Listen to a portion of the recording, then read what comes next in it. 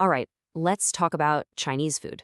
When you hear that phrase, what's the first thing that pops into your head? Is it one dish, one specific flavor? For a lot of us, it kind of gets lumped into this one big, simple category. Well, today, we're going to blow that whole idea wide open. So let's just start with this question right here. What if that single label we've been using is actually hiding an entire universe of different tastes, traditions, and stories? Let's dig in.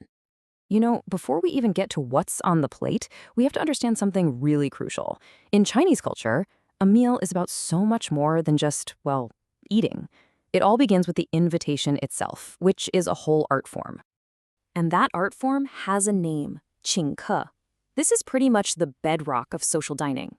It's not just, hey, want to grab dinner? No, it's a promise. It's the host saying, I've got this. I'm going to take care of you, to show how much they value their guest. And when I say the host takes care of everything, I mean everything. They pick the spot, they order all the food for the table, and it's usually a ton of food. And here's the big one. They absolutely, positively insist on paying the bill. It's not a power move. It's the ultimate gesture of generosity and respect.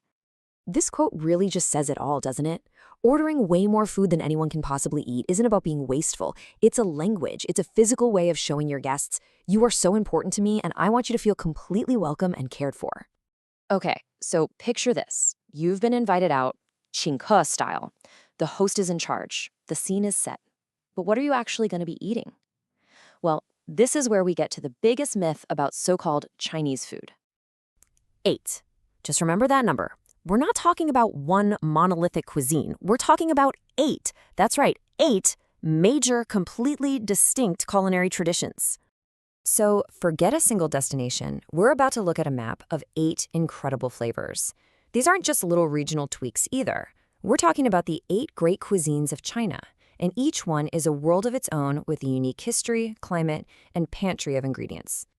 I mean, just look at the variety here. You've got Sichuan, which is famous for that bold, numbing spice, and in the same country, you have Guangdong, or Cantonese, which is all about being super light and fresh.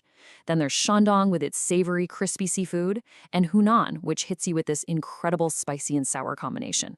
And that's only 4 of the 8. To really get a feel for how different these are, let's just zoom in. Let's put 2 of the most famous and most different cuisines right next to each other and see what happens. And here you go. On one side, you have Sichuan cuisine. It's this fiery, bold, intense experience. It's famous for that unique numbing sensation called ma that comes from Sichuan peppercorns. Then, on the complete other end of the spectrum, you've got Guangdong cuisine.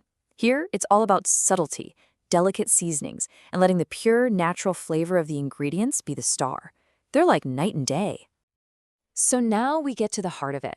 When a host is practicing qǐng and they choose a restaurant, they're not just randomly picking a place to eat. They are making a very conscious, very meaningful decision about the kind of experience they want to give their guest. This is where it all clicks into place. That social act of the invitation, the qǐng, is directly connected to that amazing, diverse map of flavors we just looked at. The two are completely intertwined. So let's step into the host's shoes. They're thinking, okay, who is my guest? Would they love that wild electric kick of a Sichuan meal, or would they appreciate the quiet elegance of a Cantonese dinner? See, the choice of which regional cuisine to share becomes a form of communication. It's a way of saying, I thought about you, and this is the specific experience I want to share with you. So next time you hear the words Chinese food, I hope you remember this. It's not one thing, it's a world of choices, an entire map of flavors. Which leads me to my final question for you. If you were the host, if you were practicing qǐng for a friend, which of these incredible flavor journeys would you choose to share with them?